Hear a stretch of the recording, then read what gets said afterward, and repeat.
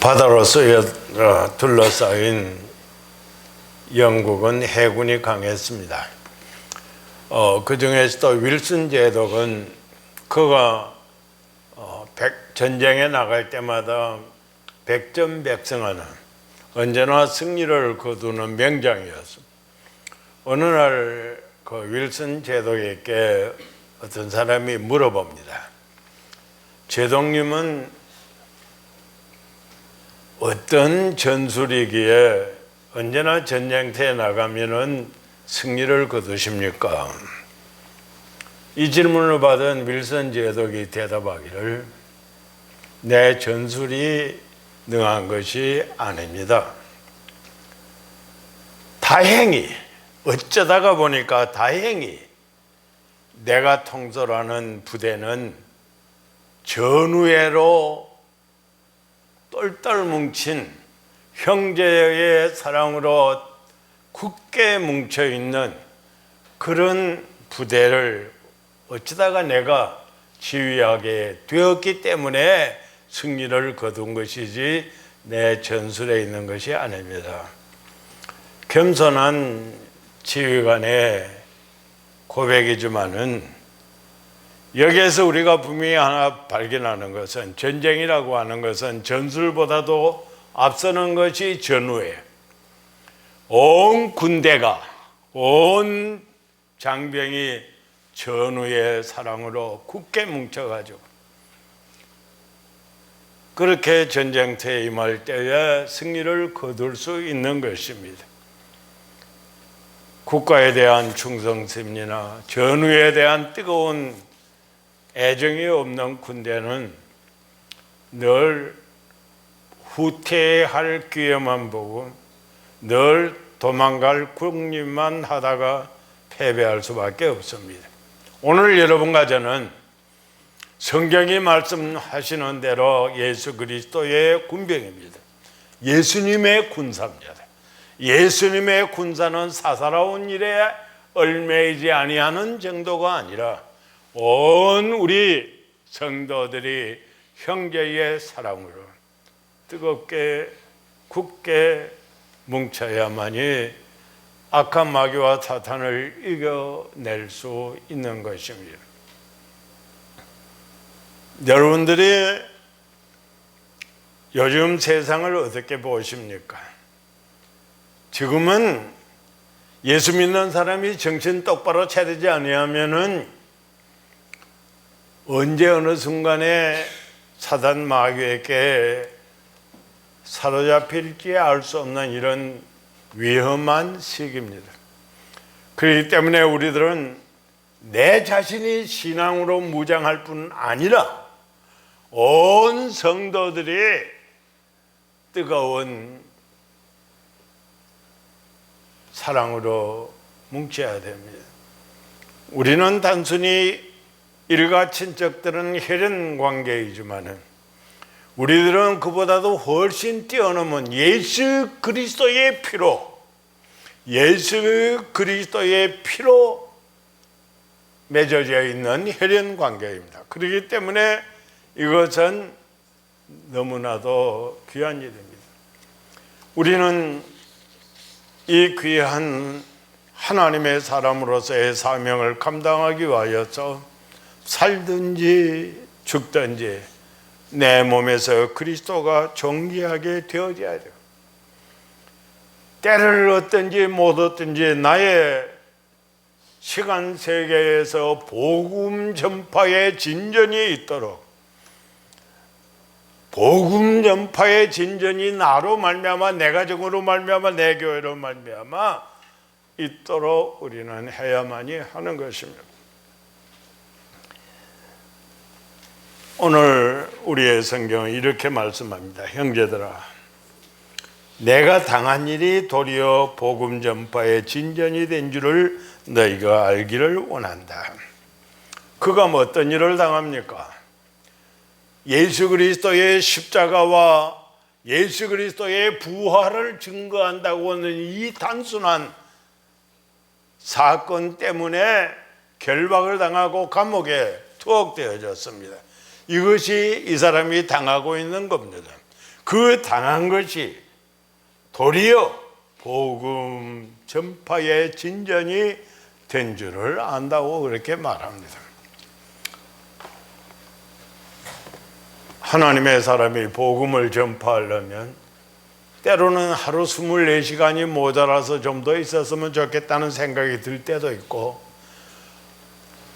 동분서주 뛰어다니면서 복음을 전파해야 그 복음의 열매가 좀 더 맺힐 수 있습니다. 그런데 감옥에 들어가 가지고 지금 온몸은 지금 자유를 잃어버리고 감옥 속에서 사는데 활동하지 못하는데요, 행동 반경이 아주 좁아졌는데 복음의 진보가 그 당한 일로 말미암아 있다고 하는 사실입니다. 너무나도 역설적인 사실입니다.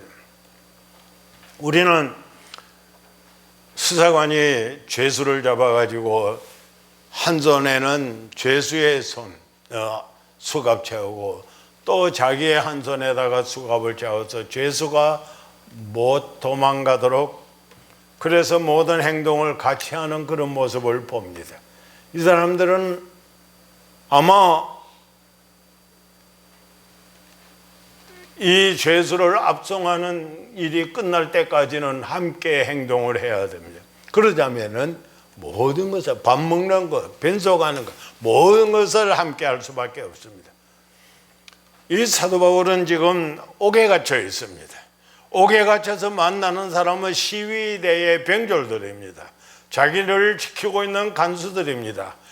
그들만 겨우 만나고 있는데 그들에게 할 수 있는 것은 오직 복음을 전하는 일밖에 없었습니다. 그래서 많은 시위대의 병사들이 사도 바울로 말미암아서 예수를 믿고 개종하게 되어지고 하나님 앞으로 돌아 나온 역사가 역력하게 기록되어져 있는 모습을 보게 됩니다.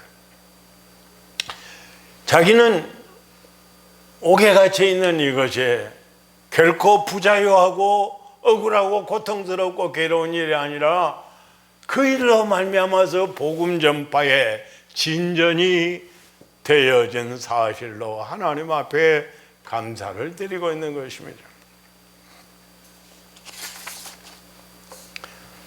또 한 가지 놀라운 사실이 있습니다. 14절입니다. 형제 중 다수가 나의 매임으로 말미암아 주 안에서 신뢰함으로 겁없이 하나님의 말씀을 더욱 담대히 전하게 되었다. 그뿐만 아니라 성도들이 이 사도 바울이 옥에 갇혀 있는 그 사건 때문에 정신적으로 신앙적으로 위축되어져서 약해지는 것이 아니라 오히려 겁없이 담대하게 하나님의 복음을 증거하게 되어졌다는 것입니다. 이 얼마나 놀라운 사실이 아닙니까? 사도 바울이 감옥에 갇혔으니까 성도들 생각에는 우리도 붙잡혀가면 어떡하나 하고 복음 전하는 일을 그만둘 수도 있고, 사도 바울과 전혀 아는 체를 하지 아니할 수도 있지만 아닙니다. 오히려 겁없이 담대하게, 더욱 담대하게, 더욱 겁없이 하나님의 복음의 진전을 가져오는, 복음 전파의 진전을 가져오는 이러한 생활을 했다는 것입니다. 우리는 이 사실 때문에 무엇을 생각을 해야 됩니까? 이 사실을 보면서 무엇을 생각해야 됩니까? 오늘 우리들의 환경을 한번 생각해 보아야 됩니다. 내 가정이 형통하든지 편안하든지 어렵든지 공공하든지 내 가정에 우한질고가 다가와서 어찌할 바를 알지 못하는 이런 상황이 된다면 나는 어떻게 할 것인가? 그것도 복음 전파의 진전을 가져오는 기회로 삼을 것인가? 사업을 하는 사람이 어떻게 부도가 나가지고 가게 문을 닫게 되어지고 얼마 동안 쉬게 되어지는 경우가 있다고 할 때에 그 기회를 복음 전파의 진전을 가져오는 기회로 삼을 수 있을 것인가? 직장 다니는 직장인이 그만두라고 그래서 그만두게 되어졌을 때에 그 기간을, 다른 직장 얻기까지의 그 기간을 복음 전파의 진전을 가져오는 기회로 만들 수 있느냐는 겁니다. 내가 병들어서 병원에 입원을 했을 때 그 병중에 있는 기간 동안을 복음 전파의 진전으로 가져오는 기회로 만들 수 있다면 이거는 분명코 행복한 사람입니다. 복받은 사람입니다. 이렇게 되어지는 것이 그리스도인들의 삶의 모습인 것입니다. 열심히 전도하던 어떤 사람이 병이 났습니다. 이제 전도하러 다닐 수가 없습니다. 그래서 담임 목사에게 인원하니까 담임 목사님이 그런 말을 하다며, 당신 전화 걸 수 있느냐? 그러니까 예, 전화는 걸 수 있습니다. 그럼 전화로 전도하면 될 것 아니냐? 옳은 이야기입니다.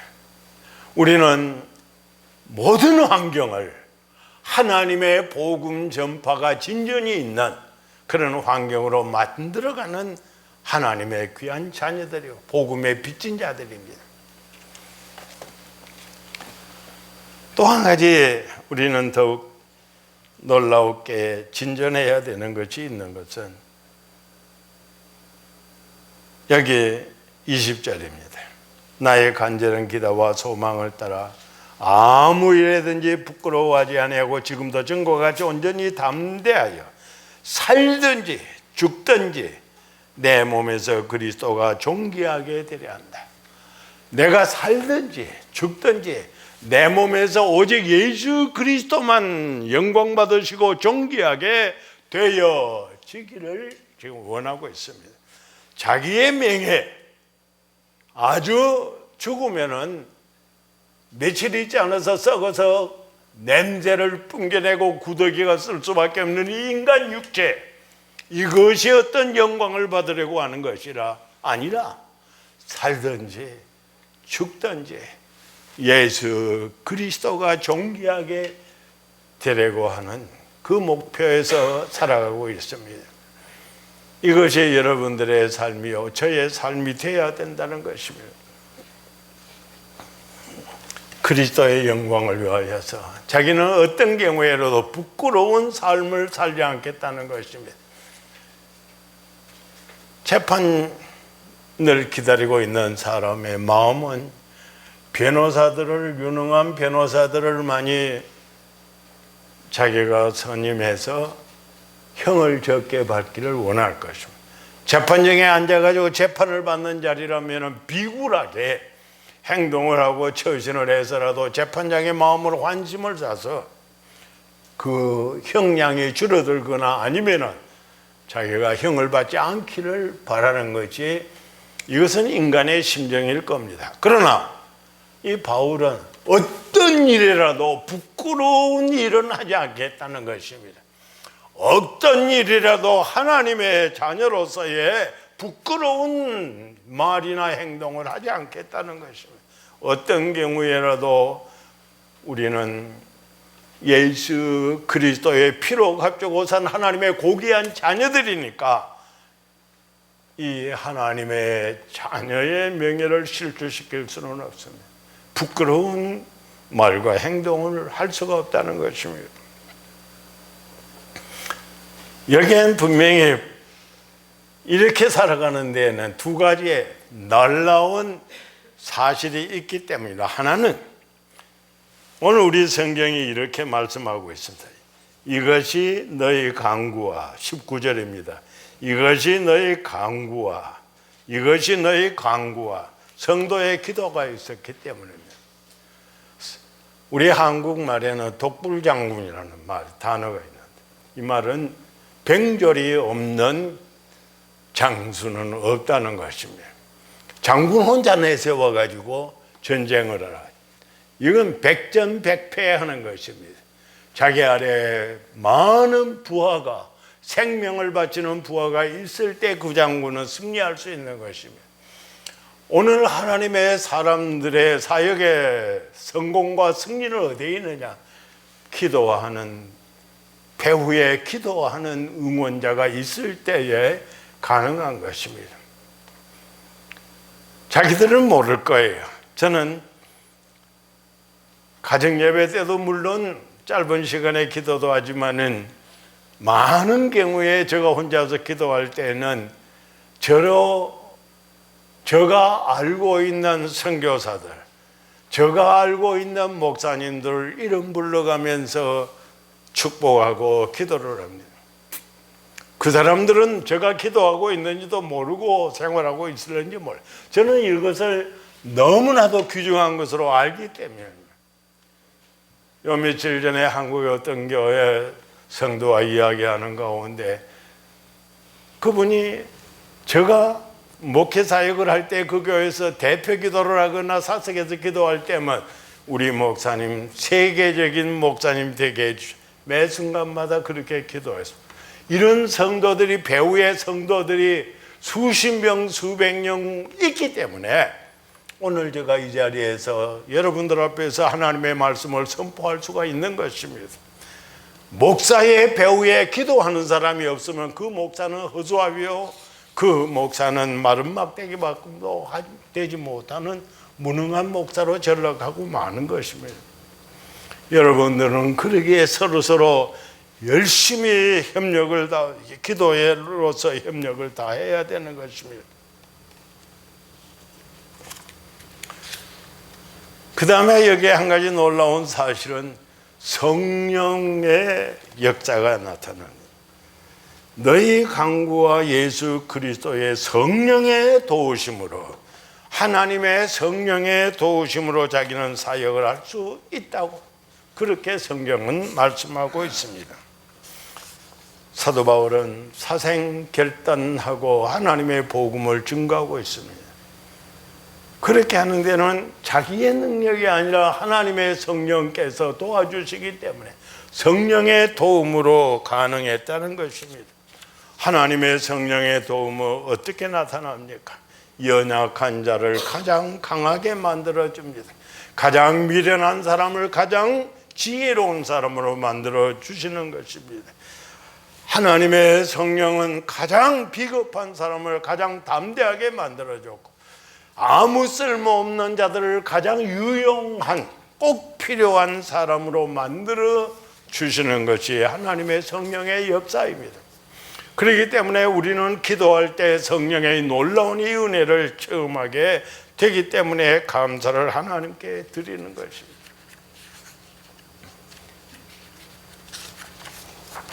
오늘 우리 성경의 절정은 이는 내게 사는 것이 그리스도니 죽는 것도 유익하며, 그리스도의 영광을 드러내는 것이라면 죽음을 사양하지 아니하는 이런 아름다운 걸음걸이를 걸어가고 있습니다. 여러분들의 생애에 하나님의 복음 전파의 진전이 있기 위하여서 하나님의 여러분들의 생명을 부르신다면 하나님 앞에 어떻게 내 생명을 드릴 수 있는지를 한번 연구를 하시고 늘 그 문제를 놓고 앞에 놓고 기도해야 할 것입니다. 지금부터 60년 전 미국의 기독교계를 완전히 패닉 상태로 몰아간 큰 사건이 생겨났습니다. 너무 충격적인 사건이었습니다.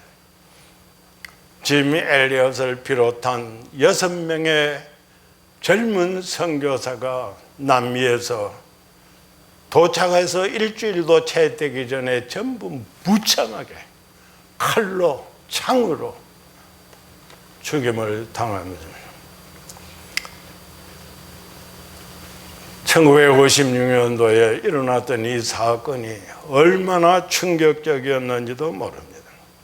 이 짐 엘리엇, 그는 위튼 대학을 졸업할 때 팔방미인격이었고 영역이 풍성한 사람이어서 모든 학생들이, 모든 자기의 그부들은 이 엘리엇이 미국에서 큰 사역을 할 수 있는 사람이라고 생각을 하고 기대하고 있었는데 이 엘리엇은 아닙니다. 난 좀 더 기도해 봐야 되겠다 하고 하나님 앞에 매달려서 몇 주간 기도하는 가운데 응답이 에콰도르에서 선교하는 어떤 선교사와 이야기할 때에 그것이 자기의 응답이 되어졌다. 그 선교사가 하는 말이 남미에는 아직도 복음을 한 번도 들어보지 못한 미전도 종족들이 많이 있는데 여기에 하나님의 사람들이 필요하다고 그랬습니다.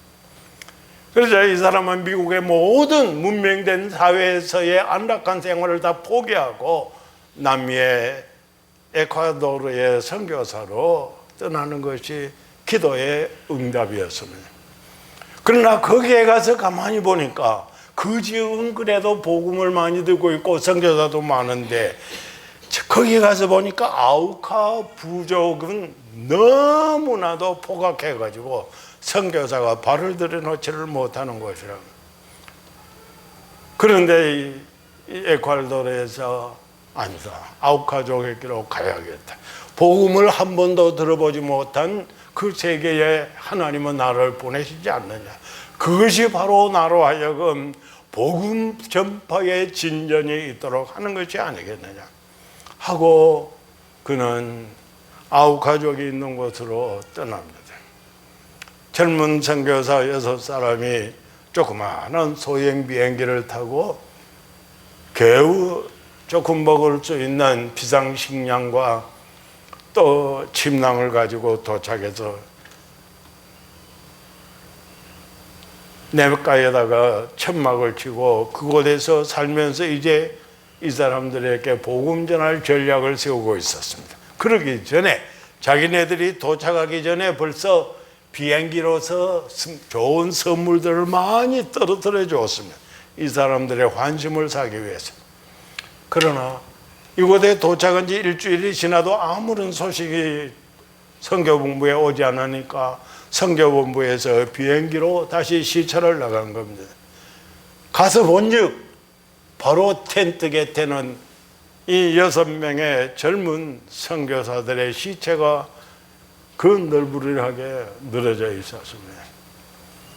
이것이 수십 장의 사진으로 찍어와서 타임지와 루크 잡지에 실리게 수십 페이지로 실리게 될 때 미국 교계는 완전히 그냥 어찌할 줄을 알지 못하는 이런 상황에 빠지게 되어졌습니다.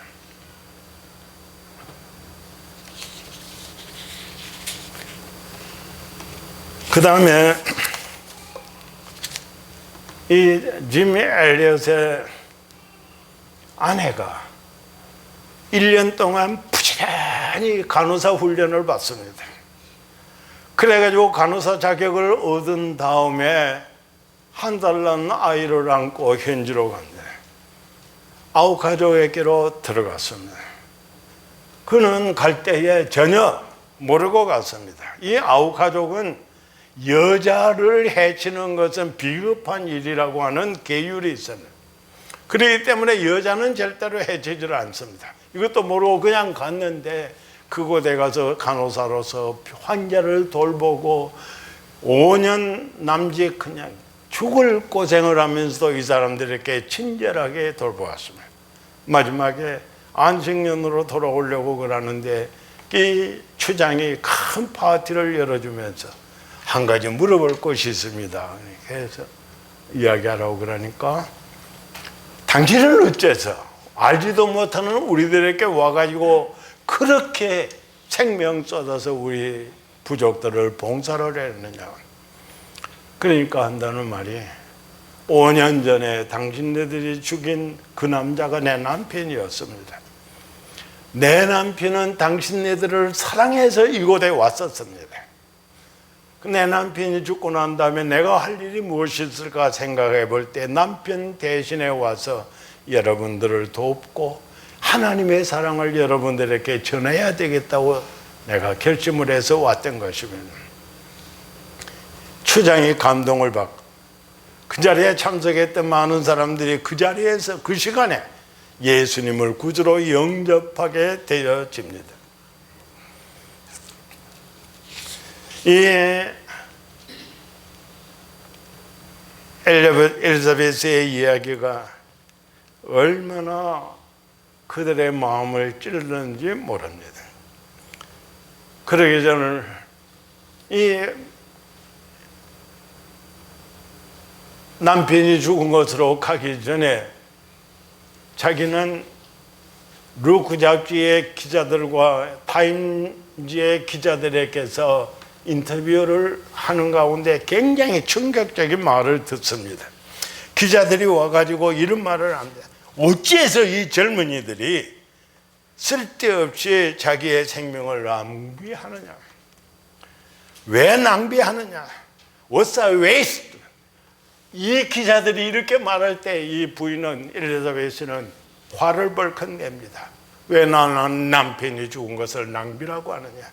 어떻게 해서 그것이 낭비냐? 벌써 내 남편은 이것을 위하여서, 내 남편은 이때를 위해서 어릴 때부터 이 순간을 준비했던 사람입니다. 내 남편은 이제야 그 꿈을 이룬 것뿐입니다. 이후로 다시는 내 남편의 죽음을 낭비라고 생각하지를 마십시오. 나중에 엘리엇이 다니던 시카고의 휘튼 대학교 기숙사에서 그의 일기장들이 많이 발굴되어졌는데 어떤 일기장에 쓰기를 주님 성공하게 해 주십시오. 높은 자리에 오른다는 것이 아닙니다. 저의 삶이 하나님을 아는 가치를 드러내는 전시품이 되게 해 주십시오. 하나님, 제가 감히 하나님께 기도합니다. 이 부족한 나무 토막 같은 나의 인생에 주여 불을 붙여 주소서.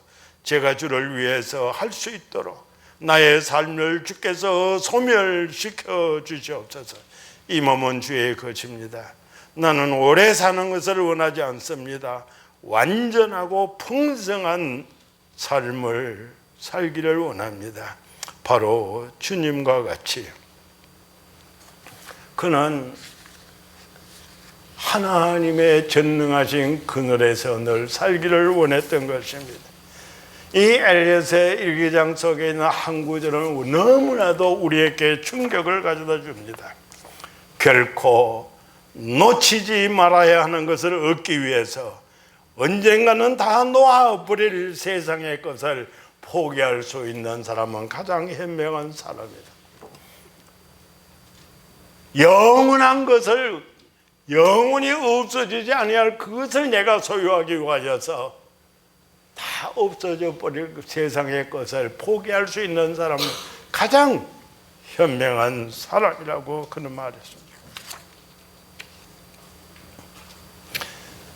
아홉 가족은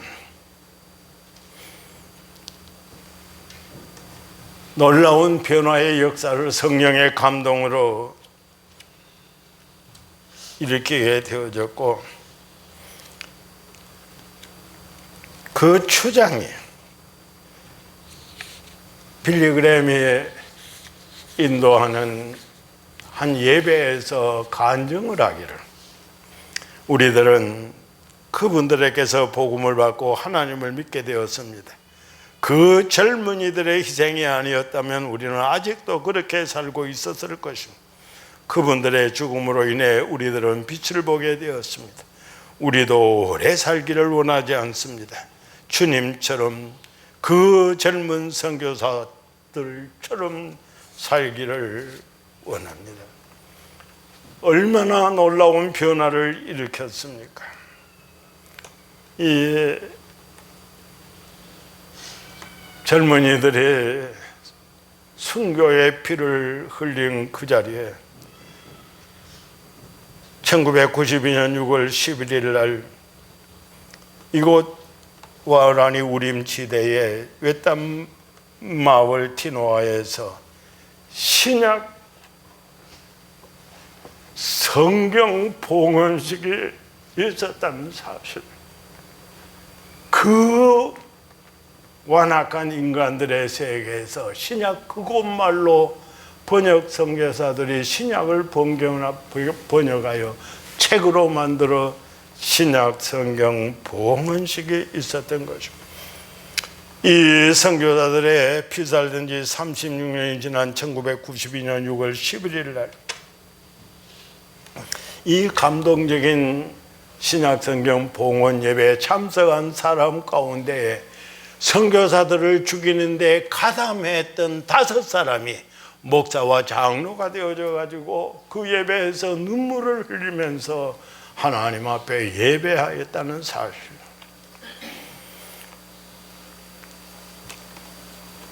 우리는 짐 엘리엇이 남미의 열대우림 속에서 죽은 지 40년 후인 1995년 휘튼 대학에서 짐 엘리엇이 졸업한 휘튼 대학에 놀라운 영적 부흥운동이 일어났어. 이 휘튼 대학의 많은 학생들이 선교사로 손을 들고 하나님 앞에 나왔던 사실을, 그러게 우리는 생각합니다. 하나님 앞에서 우리는 어떤 모습으로든지 하나님의 복음의 진보가 있는 일이라면 사양할 수가 없습니다. 여러분의 가정, 여러분의 직장, 여러분의 사업체, 여러분의 모든 환경 속에서 어떻게 해야만이 하나님의 복음 전파의 진전을 가져올 것인가, 그것을 순간마다 생각을 해야만이 합니다. 오늘 2가지를 말씀드렸어요. 나의 매임이 내가 감옥에 들어가 있는 것이 복음 전파의 진전을 가져오는 기회가 되어야, 살든지 죽든지 내 몸에서 예수 그리스도가 존귀하게 되어야 해. 이런 삶을 살아가는 여러분들이 되시기를 바라고, 여러분들의 가정과 여러분들의 후손에게서 하나님의 복음을 위하여서 전복을 쏟는 귀한 일꾼들이 많이 태어나기를 축복합니다. 기도하겠습니다.